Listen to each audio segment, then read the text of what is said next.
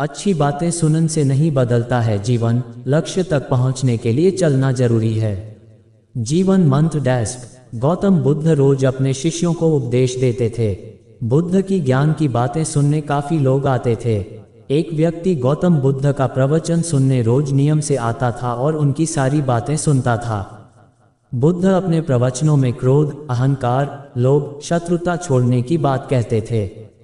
बुद्ध के प्रवचनों का सार यही था कि इन बुरी बातों को छोड़े बिना जीवन में शांति नहीं मिल सकती है।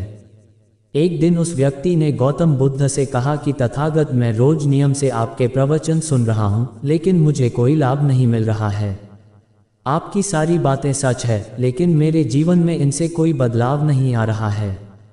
बुद्ध ने उस व्यक्ति से पूछा कि तुम कहाँ रहते हो? उसने जवाब दिया कि मैं श्रावस्ती में रहता हूँ।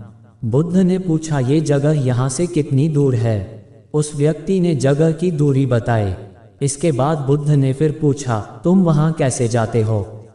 व्यक्ति ने बताया कि कभी घोड़े पर, कभी बैलगाड़ी पर बैठकर जाता हूँ। बुद्ध ने फिर पूछा कि तुम्हें वहाँ पहुँचने में कितना समय लगता है? व्यक्ति ने पहुँचने का समय भी बता दिया। इसके बाद बुद्ध ने अंतिम प्रश्न पूछा कि क्या तुम यहाँ बैठे बैठे ही श्रावस्ती पहुँच सकते हो?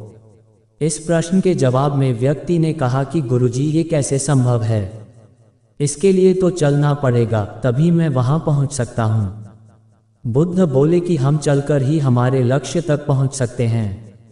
ठीक इसी तरह जब तक हम अच्छी बातों का पालन नहीं करेंगे, उन पर चलेंगे नहीं, तब तक हम पर प्रवचनों का कोई असर नहीं होगा। सिर्फ अच्छी बातें सुनने से हमारा जीवन नहीं बदलता है।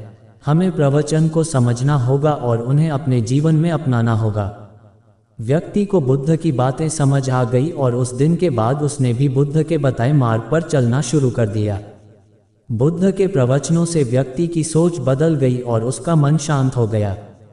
कथा की सीख। इस छोटी सी कथा की सीख यह है कि अगर हम मन शांत करना चाहते हैं तो हमें क्रोध, लोभ, मोह, अहंकार को तुरंत छोड़ देना चाहिए। इन बुराइयों की वजह से हमारा मन अशांत रहता है, शांति नहीं मिलती है।